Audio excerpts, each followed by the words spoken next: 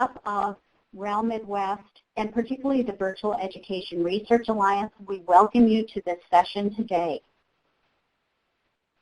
You're in for a real treat today because we have several of the Virtual Education Research Alliance members joining in with the session today. We'll give you a researcher perspective, we have practitioner perspective, people who run online programs, and one individual who actually is in higher ed, in pre-service and graduate level teacher education. The Virtual Education Research Alliance is really delighted about this topic. We believe very strongly in the value of preparing online teachers and giving them online support. And so you can see by the title here, we're focusing on not only what our people are doing to prepare teachers and support them, but how that aligns to existing standards. And one thing that we're going to mention repeatedly throughout this webinar are the two sets of standards, which is InTASC and iNACOL. And if you would look in the download today's files, I think you'll see a little file pod. I know you're all familiar with that. You'll see several different resources that you can download if you need access to those today. I'm the person on the left here. I'm the Alliance Facilitator for the Virtual Education Research Alliance. I'm going to let my colleague Peggy, who's the researcher, introduce herself in just a moment. But I know you're all excited to hear from our presenters. Again, these are all Virtual Education Research Alliance members, Cindy, Rhonda, Michelle, and Mary, and you'll get a chance to hear more from each of them in just a moment. I think you've already figured out how to participate in the chat. We see several people in there, so I'm not going to repeat how you will ask us questions. You won't be doing audio. You'll be posting questions in the chat, and Peggy will be taking those and answering those with our participants. So our agenda today for the professional development is really taking a good look at what are the standards that are out there currently, the InTASC and the iNACOL. What are the similarities between those two types of standards? Peggy's going to cover that. Then we're going to hear from our three online school presenters, Wisconsin, Indiana, Illinois. We're going to hear some questions from you. We're going to have Mary Herring from the University of Northern Iowa then give us a reflection on how pre-service and graduate school programs, what they might have her perspective in regards to online learning. I think you're all familiar with the REL Regional Educational Labs. I know that Peter spent some time, for those of you who joined us early. We are the REL Midwest, so with a blue in the middle of the country. And again, you're going to hear from Indiana, Illinois, Wisconsin, and Iowa today. And in our research, or in the REL Midwest, I should say, these are the research alliances that we have, which is an alliance between researchers and practitioners.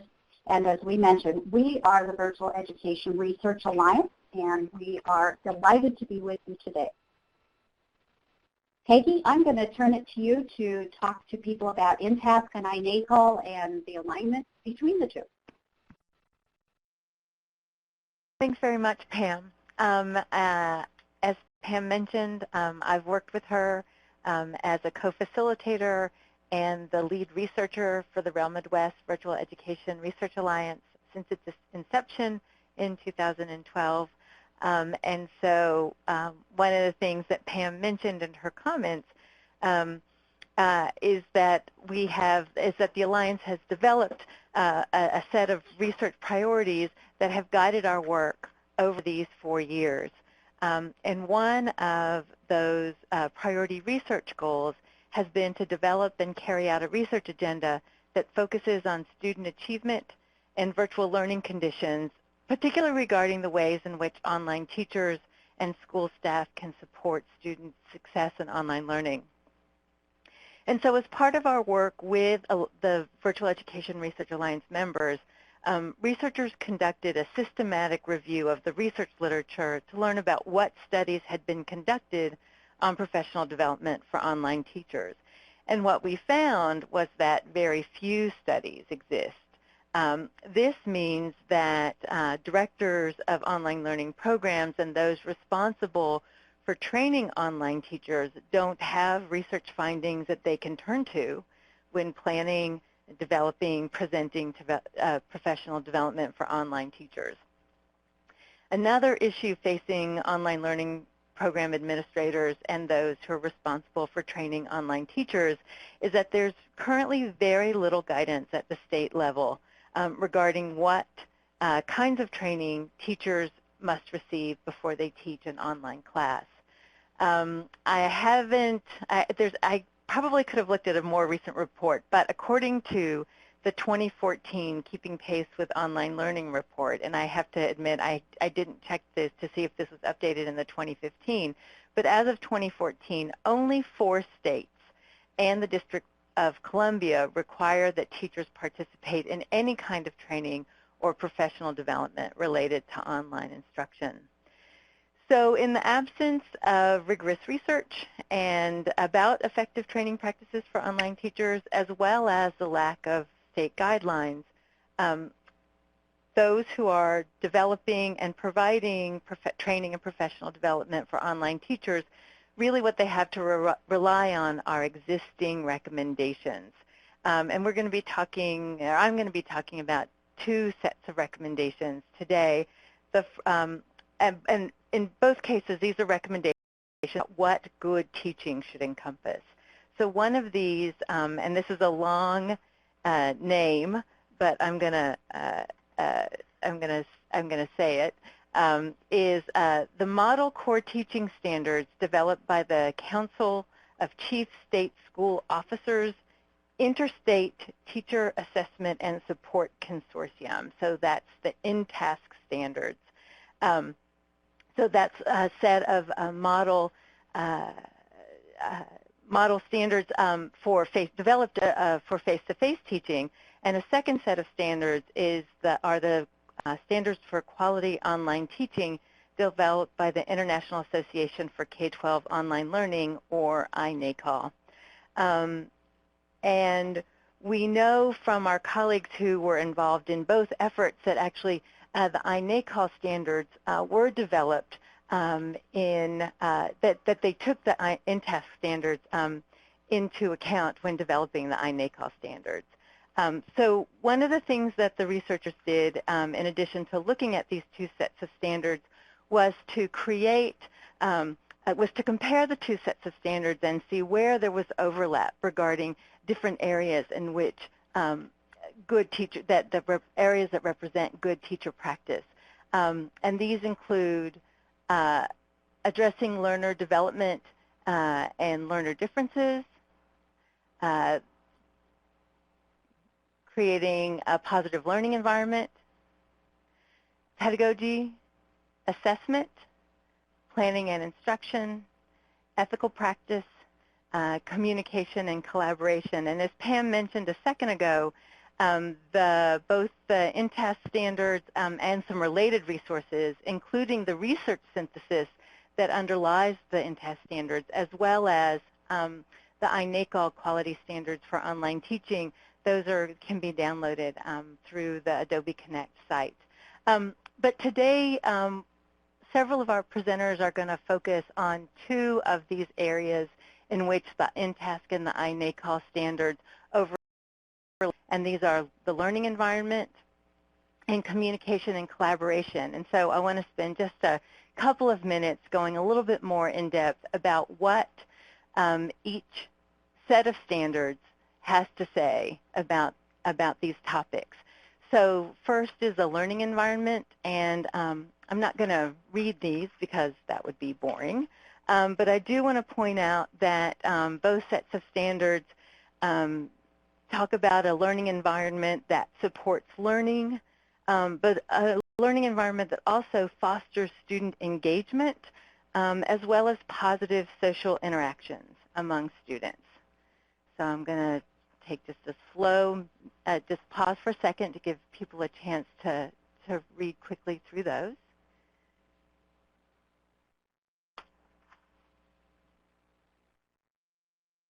A second area that a number of our presenters are going to comment on today have to do with communication and collaboration. So not surprisingly, communicating with students is certainly part of these standards for both of the documents. But in addition to communicating with students in order to promote their success, both sets of standards also acknowledge the importance of communication with other important stakeholders, such as families, students' families, colleagues, other school professionals, community members. And so with this as an introduction to some of the ways, a little bit of an introduction into both sets of standards and a quick introduction into some of the ways in which these two sets of standards overlap with each other. At this point, I'd really like to hand it off to our presenters. Our three presenters are all, as Pam said, members of the Virtual Education Research Alliance, and all presenters lead state-level virtual education programs in the United States. Before I pass it off to Cindy, I see that there's some great conversation going on in the chat box. I'd like to once again encourage our attendees to, as you hear our speakers talk about their programs and how their programs address these different standards, please feel free to post questions in the chat box, and we'll have about 15 minutes a little bit later in the hour to cover those. All right. So here we go. I'm going to hand it off to Cindy Hamlin. Thank you, Peggy, and good afternoon, everyone. My name is Cindy Hamlin, and I'm the director for the Illinois Virtual School. I'm very happy to be involved in today's conversation regarding the standards that Peggy shared and really looking at best practices for online instructors in the area of professional development. IVS is very committed to ensuring that our instructors have sufficient knowledge and especially application of necessary skills to be successful before we ever hand off and assign them their first online course. I wanted to start with just a little introduction to Illinois Virtual School, who we are. IVS is the Illinois State Board of Education's supplemental statewide virtual school. We are one of 24 statewide virtual schools in the nation. IVS provides middle school and high school online courses, all taught by Illinois certified instructors.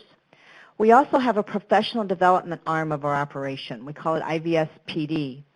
And with IVS PD, we provide online courses that are facilitated and self-paced to educators throughout our state of Illinois. Our mission at IVS is to provide quality online programs to Illinois students and educators through local partnerships in order to advance educational opportunities for all. Our focus on quality really includes quality courses, quality instructors, and quality service. So we do always stress that when talking about our program. So again, I want to thank Peggy for introducing the crosswalk between the standards. And I really feel like the two standards, iNACOL and InTASC, do provide an excellent foundation for looking at online teacher professional development. My part of today's presentation is really to share how IVS has put these standards into action. And I will actually be highlighting elements of our induction program that we use for new instructors that come on to teach with Illinois Virtual School. All of these instructors, these new IVS instructors, are actually certified Illinois teachers. So they are already teaching or have certifications to teach in our schools. But most of them are new to the online teaching and really online in general. So one of my first examples in showing this connection with the standards is our Teaching Online 101 course. This is actually a free course that we offer through our professional development arm that's available to educators in Illinois. Any Illinois certified teacher that approaches IVS and is interested in teaching for us, we direct them to this course and ask them to complete this course as a prerequisite to the actual application process. This course includes 5 modules. It looks at what is online learning. It focuses on time management, the importance of and actually Module 4 in the course is entitled Establishing Rapport in the Virtual World, which really focuses on communication strategies and skills.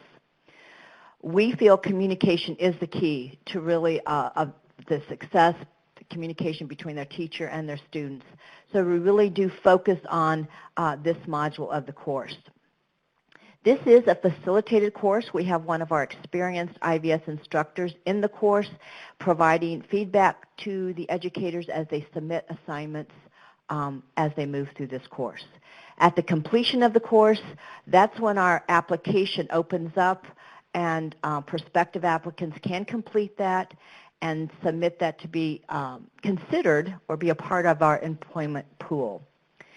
I see this, my example of teaching online one-on-one, as a connection to the communication and collaboration standard.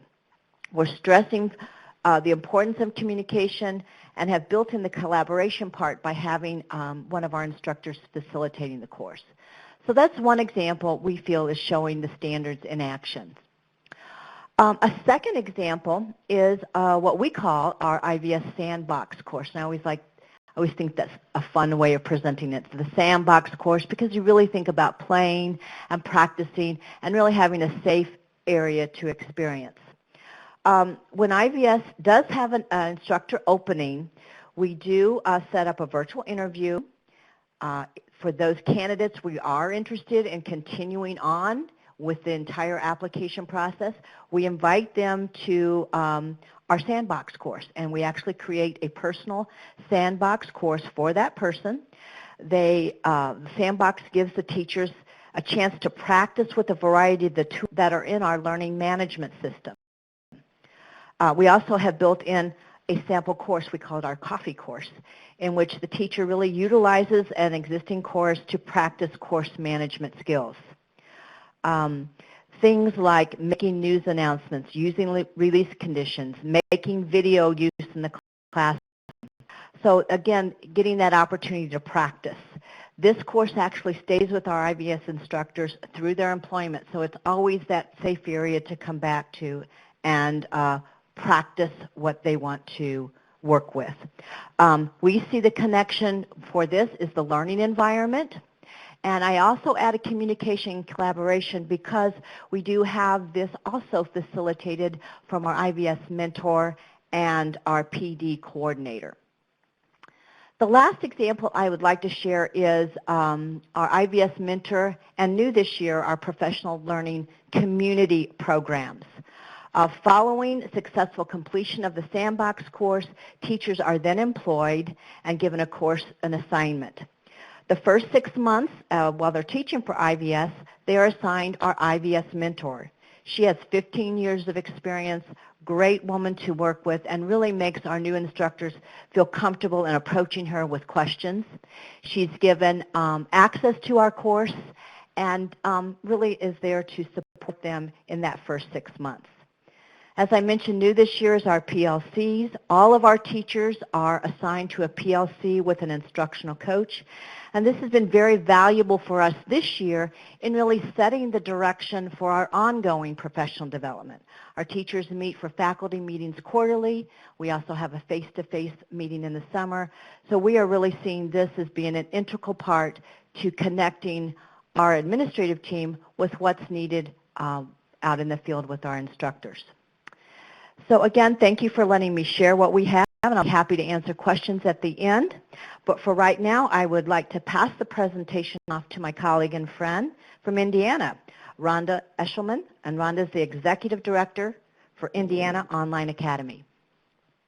Thank you, Cindy. I'm going to discuss our ongoing professional development activities that we do at Indiana Online Academy, but I also want to give a little background about what we are. IOA is a nonprofit supplemental program, and we provide high school courses to over 18,000 students. We're a program of the Central Indiana Educational Service Center, and we're the largest regional service center program in the country. We partner with 180 high schools, and we have 82 course options that we offer students, including AP, dual credit, courses required for graduation, and we create all of our own courses. So we're a little bit different in that we are also involved in the course creation process.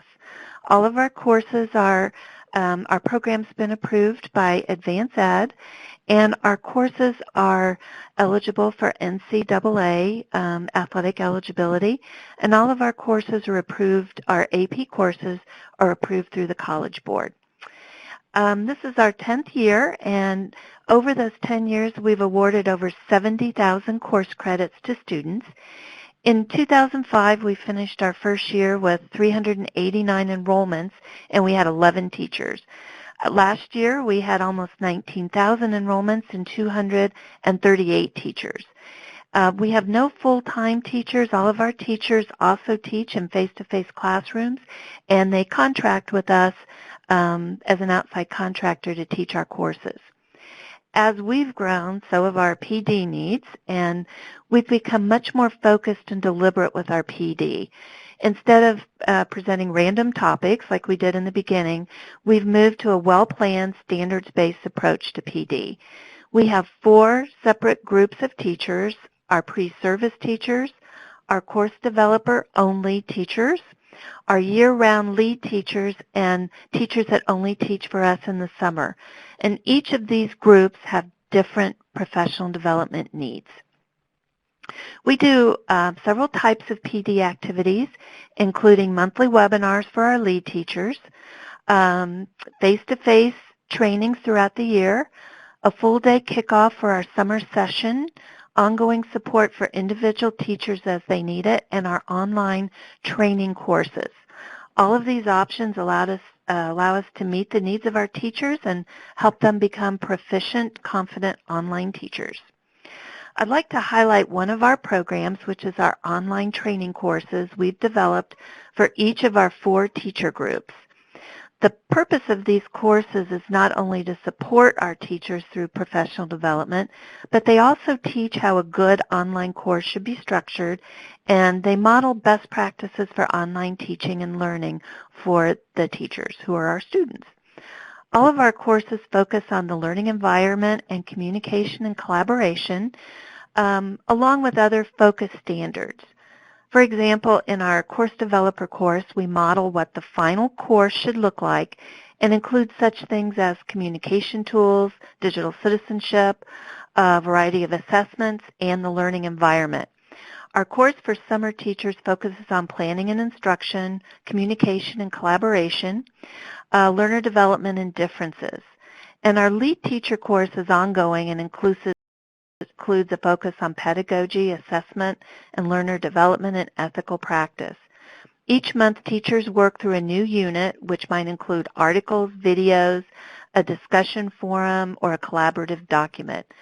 Recognizing the importance of collaboration and communication, teachers are expected to take part in forums and discussions to share ideas and expertise. And when we survey, teachers say they take what they've learned in our PD activities and apply it in their face-to-face classrooms. Our summer-only teachers present a unique challenge for professional development. Our lead teachers serve as their mentors for this group who only teach with us for 7 weeks per year. We conduct a face-to-face training led by our lead teachers, and this focuses on the learning environment. We also have a training course with new units opening each week of the summer session, and these topics include the constructs of communication, collaboration, learner development, and digital citizenship. One of our teachers started with us as a rookie 2 years ago and participated in our PD trainings, and he collaborated with other teachers around the state who also teach with us through forums and discussions and kept them in his professional learning network, even after summer school ended. He continued attending trainings and learning more about online learning and is now one of our best teachers and has also presented at many conferences around the state. As I speak with principals around the state, they tell me they like to have our teachers in our program because they become teacher leaders in their buildings and also bring back the skills they've learned in our PD sessions. As we develop our PD activities, we focus on the InTASC and iNACOL standards. For example, in our course developer course, we focus on learning environment and range of technologies that can be used in that learning environment. We also show how to design and incorporate these to encourage active learning for our student interaction, participation, communication, and collaboration. We want teachers to understand that teaching online and teaching in a face-to-face environment are similar in many ways, but they also have subtle differences. An example would be in communication practices. Even though communication is important in both environments, it becomes especially important in an online environment where you don't see the student face-to-face.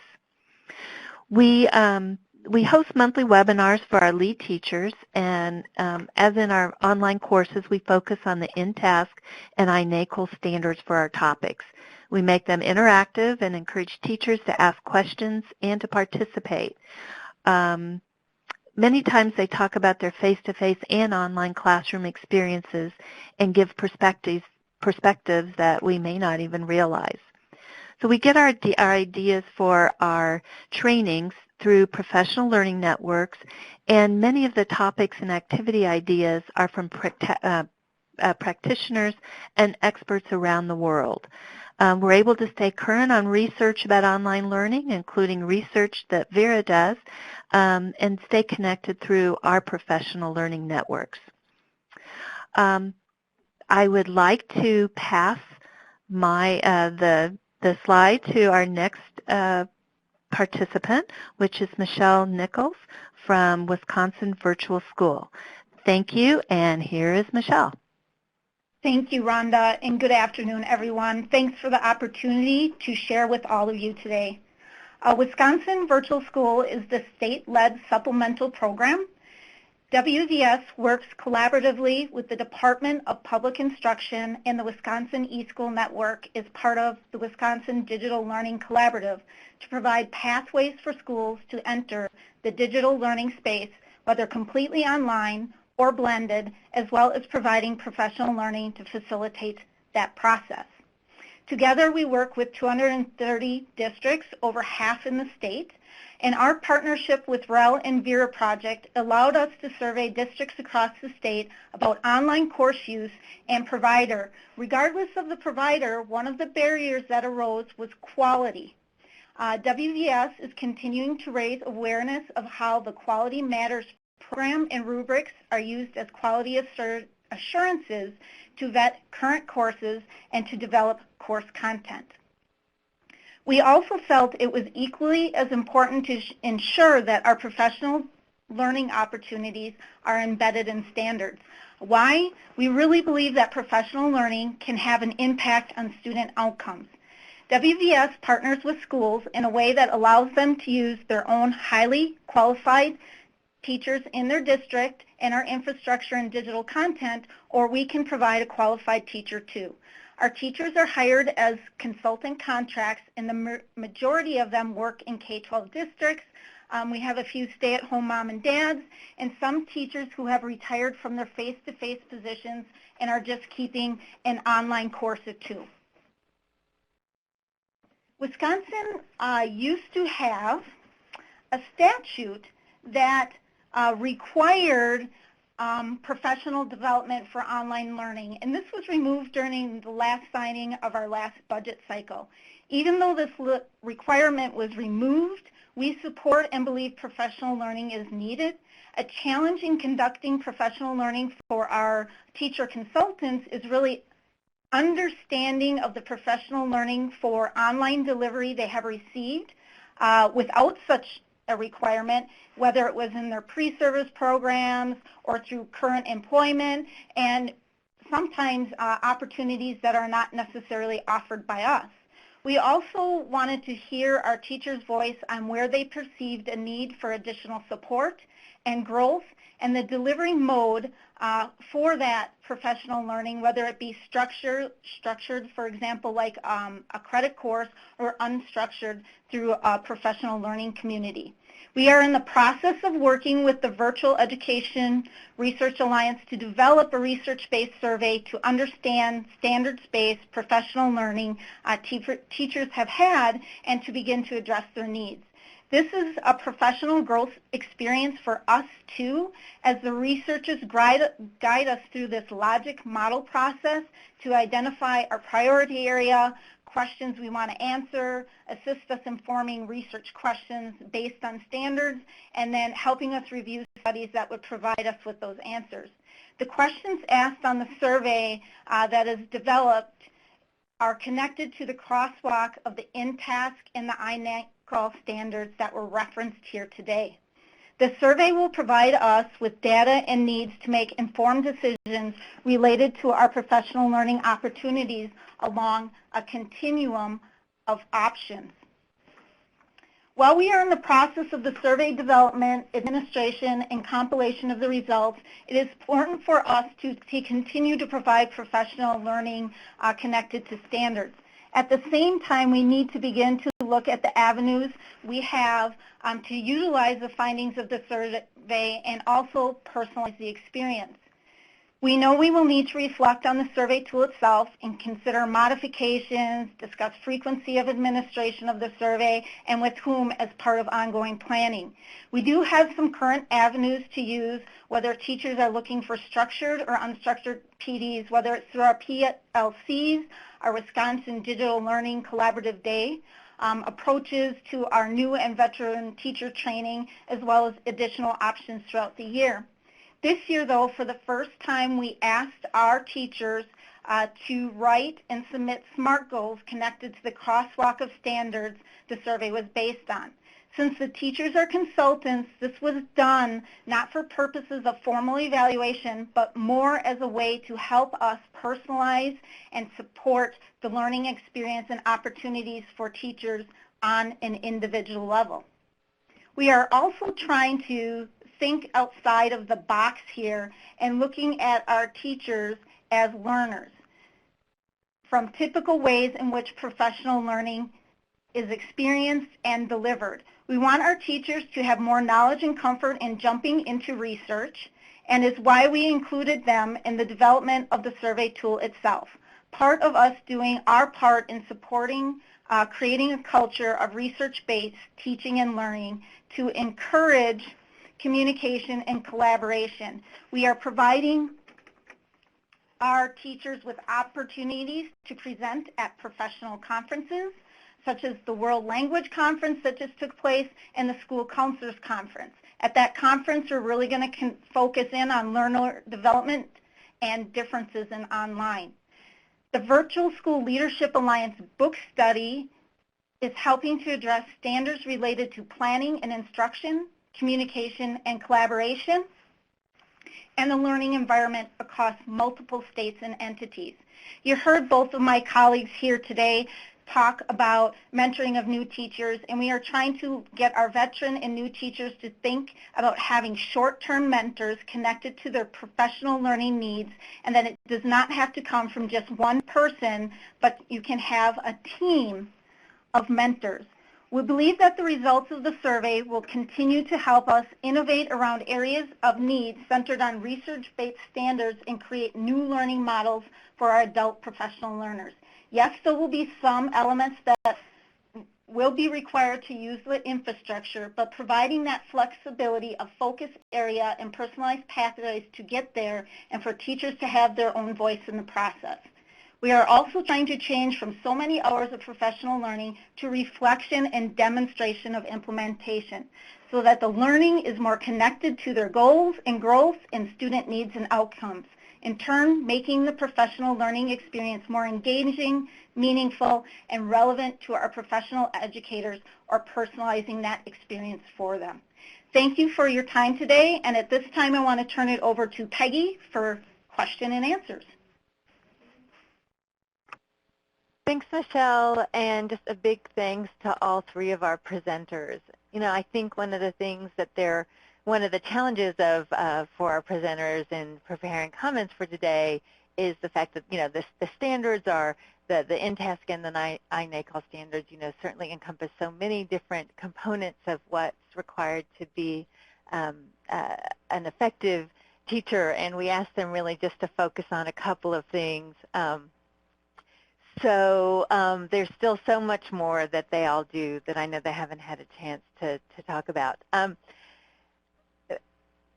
I have to say I think this is the first webinar that Vera's done where we haven't seen any questions from our attendees, but that's okay because we came prepared with some other questions. I do want to continue to encourage, as Shayla has been doing, encourage our attendees to post any questions or even comments that you all may have in the chat box. So another thing we've done in the past is our attendees, if you have something that you would like to add to the conversation, you can put it in the chat box and we'll make an effort to bring our attendees' attention to it. All right, so I am going to start being the researcher, and being that this is the Virtual Education Research Alliance. One of the things I would like to ask our presenters today is what they feel the priorities are for research about professional development of online teachers. And I'd actually like to ask, I probably am going to give them a second to think about a response. I don't want to put them too much on the spot. But, one of the things that as a group we have been discussing together for a while is the, what kind of research we believe the field needs. As Michelle mentioned a second ago, one of the things that our Alliance members did definitely identify as a need was the need for better information about the types of the type of professional development and training that online teachers had received. In the absence in almost all states of there being any requirements for teachers to participate in training before teaching online,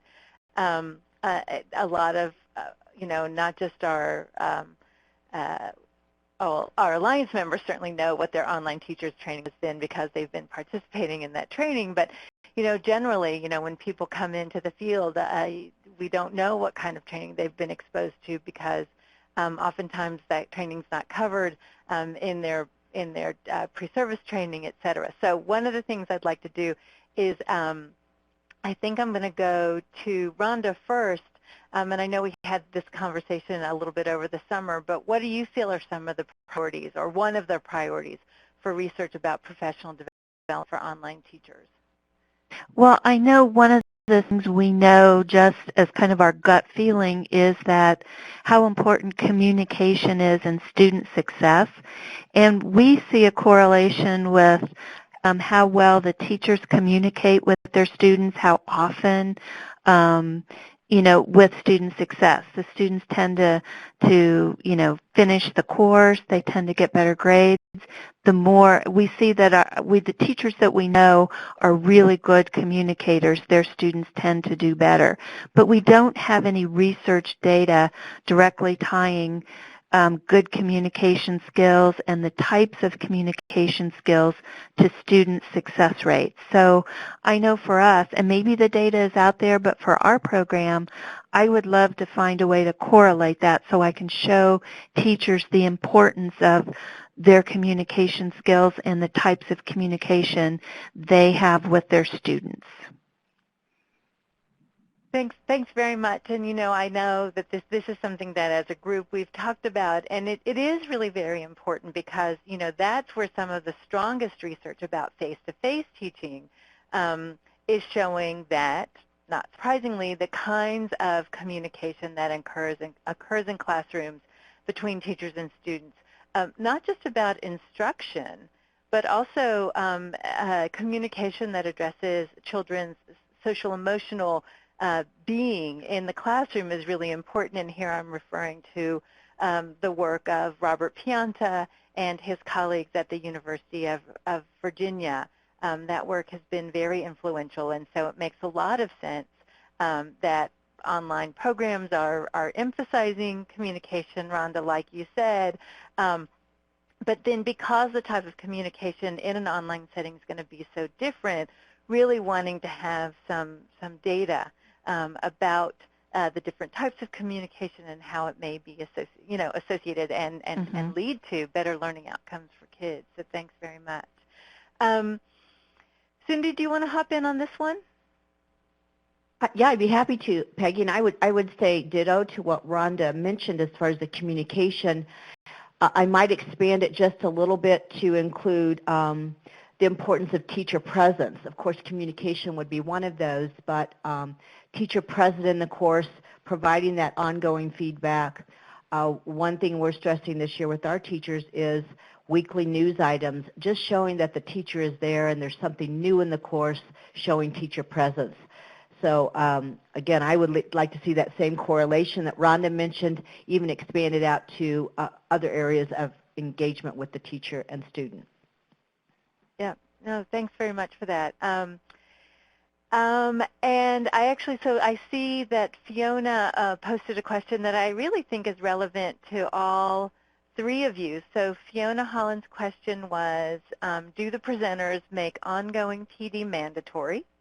And if so, how do you keep track and how do you enforce it? And so one of the things I just want to highlight here again is that, Fiona is asking this important question about ongoing professional development, because here again, the research shows us for face-to-face teaching that ongoing professional development is important for teachers, but there few states have any standards or any regulations for any training to occur for online teachers.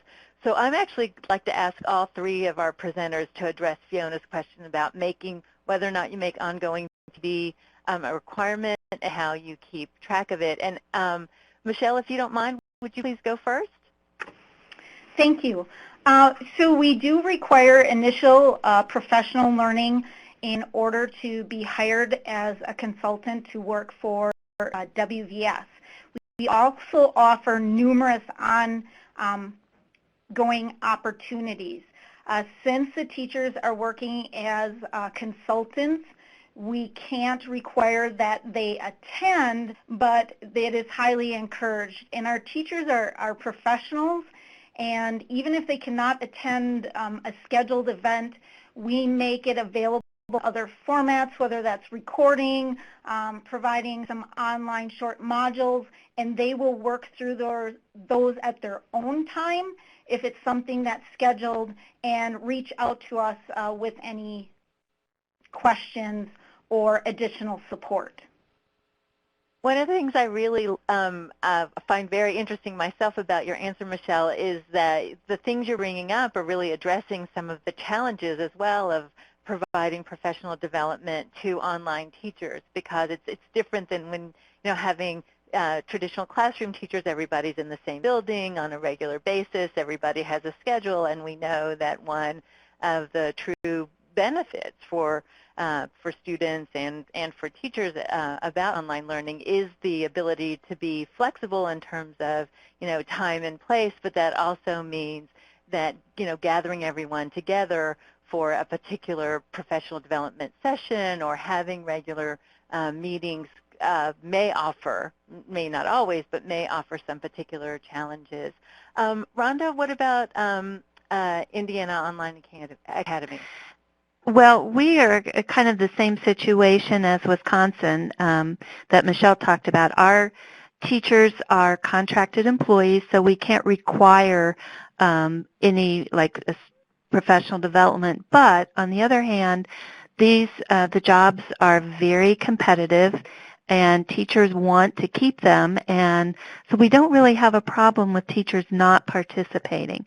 In our online courses, they become students in the course, and we may have little formative assessments throughout that they answer, and it goes into like a grade book, so we can see who's participating, who's in the discussions, who's posting resources and so on. So we can tell that way. We also, like Michelle said, if we have a webinar in a someone can't make it, that we do record it and we, offer it to them to listen to. We really don't have a problem with teachers not participating because they want to do this. And if a teacher isn't kind of going that extra mile and participating in the PD, there's always, another teacher who would be willing to do that. So ours pretty much do it willingly. We don't have a problem with, forcing them to do it. Great, thanks very much. And I mean, one of the things you point out, your comments indicate that this is something that teachers really want to do. The teachers that are engaged in this endeavor, and at least this endeavor with your program, Cindy, that they are motivated, and this is something that they're wanting to do. Thank you so much. And Cindy, how about Illinois? Sure. I did mention that, and I know that Rhonda and Michelle also have the requirement that teachers are certified. In our state, with our contract, they have to be Illinois certified teachers, and part of just that certification requires so many hours of professional development that the teachers have to report annually just to keep their licensure or their certificate, it's now a licensure, current and active. So as far as professional development in general, that's part of their requirement being a teacher. On our end, as far as in our online school, we have a few requirements as far as participating in the PLC, attending meetings, but there isn't any, I guess, extra incentive or extra check-off, if you will, for attending or not. I feel like we're a lot like what Rhonda had mentioned is these are teachers that they really value that time to come together because they are working independently, virtually, and like that opportunity to come together and share their experiences.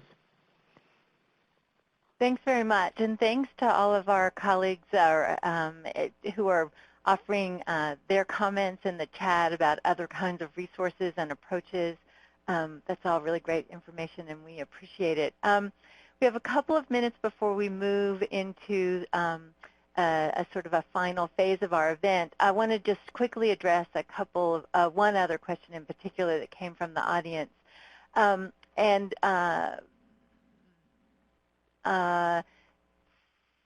Someone, sorry, I'm just lost my place for a second.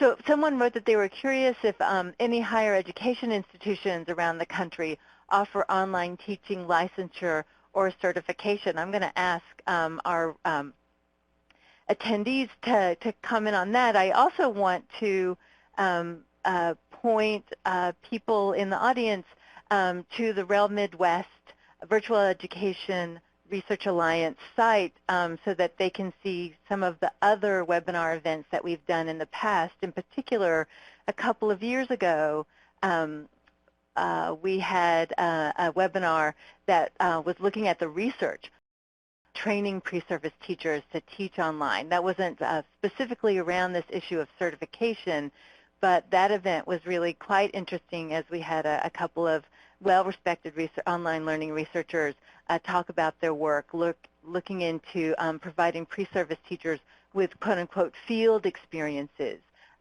for pre-service online teachers. And I think at this point we have a great, oh, okay, and Lee points out that she had a question earlier, or he, I apologize if I made a mistake, wondering whether or not online classes can be flipped or are they already flipped by their design. You say your classes include weekly face-to-face video conferencing to augment online work that they do. Let's see. Actually, Michelle, I'm going to ask if this is something that are you aware of?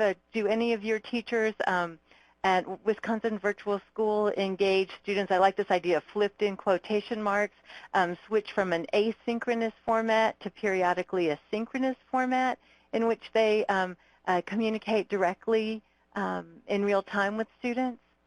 It's a great question, and actually iNACOL has a document that's called Say What You Mean or Mean What You Say, and it talks about all these terms we throw around related to online learning. And so when I looked at flipped, I see that as a type of blended learning, not 100% online learning. Right. Our courses, for the most part, are offered 100% asynchronous online. Our teachers, though, for engagement, will include things like Vokies to introduce a course.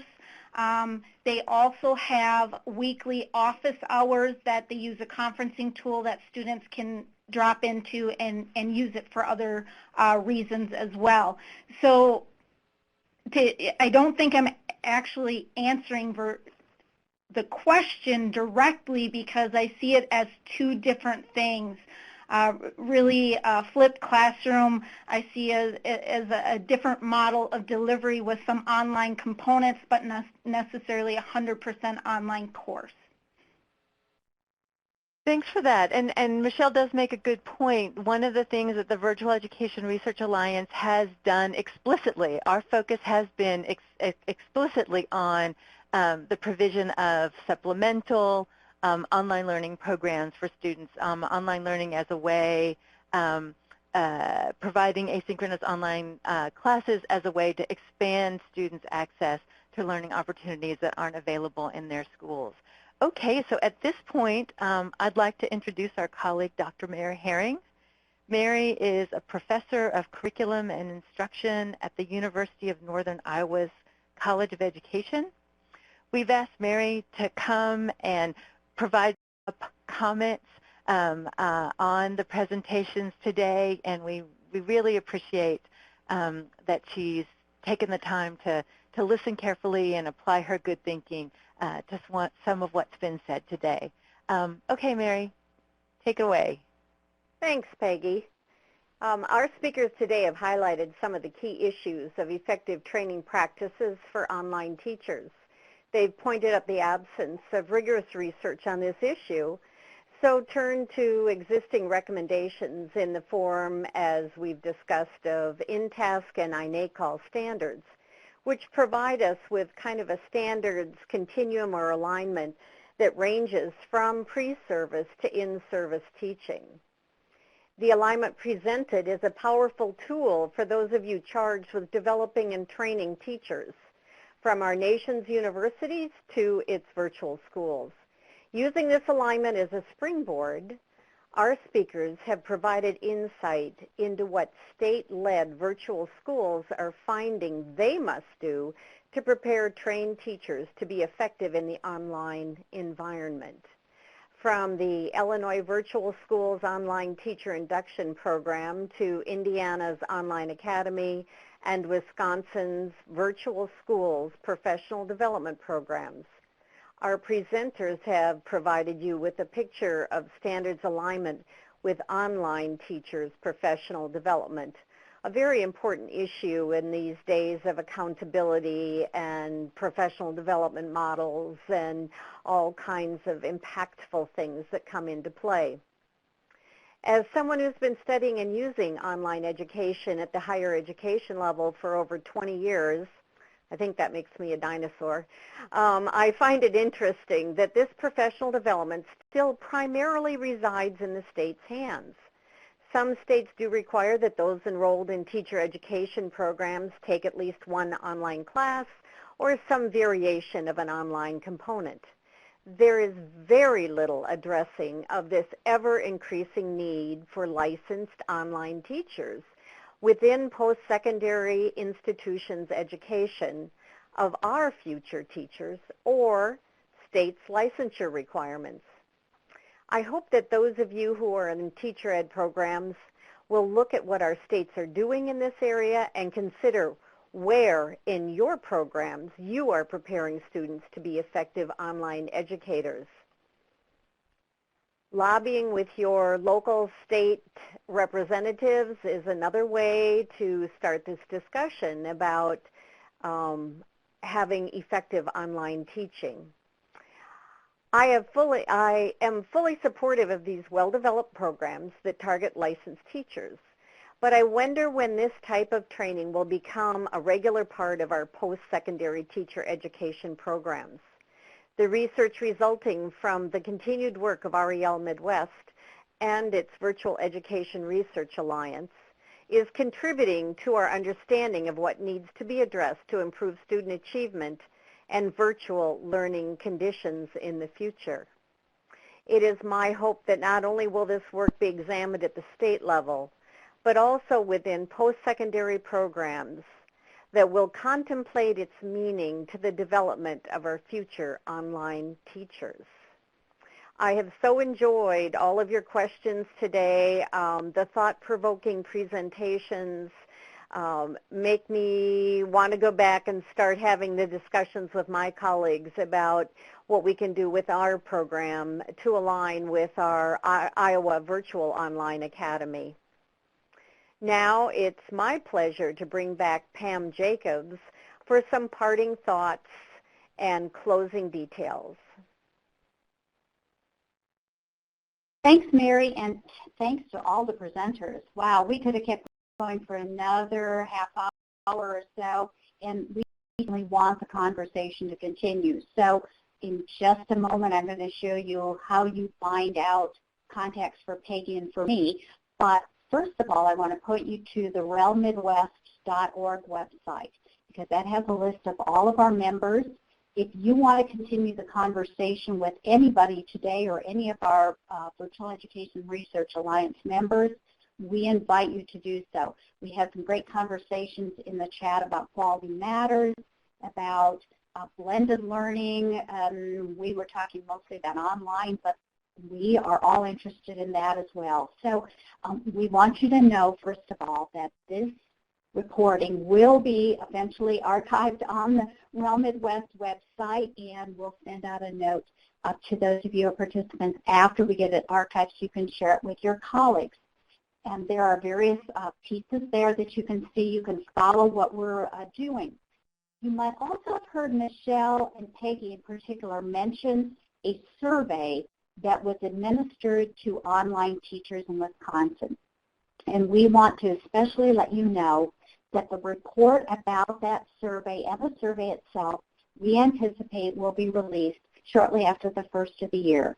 And we are actually in the planning process for a follow-up webinar that will go into much more detail about both the survey instrument itself, the results of the survey that was administered in Wisconsin, and what Wisconsin is planning to do with that, as well as a couple of other programs. So we want to let you know the conversation will continue, and I want to make sure you see those resources. Here's how you get in touch with me or Peggy. Either one of us can keep you apprised of when that report is published, or in contact with any of the presenters today if you didn't get their information. And finally, we need your feedback. As we plan the follow-up webinar to this, which is based upon the research that's going to be published shortly after the first of the year, we're still in the initial planning process. Your input will help us with that webinar. We want to respond to what interests you. So please respond to the survey. You can see it in the pod, and we also will send you an email follow-up, but we really need to hear from you. And on behalf of REL Midwest, the Virtual Education Research Alliance, and all of the presenters today, we thank you. Glad you can join us. Take care. Bye-bye.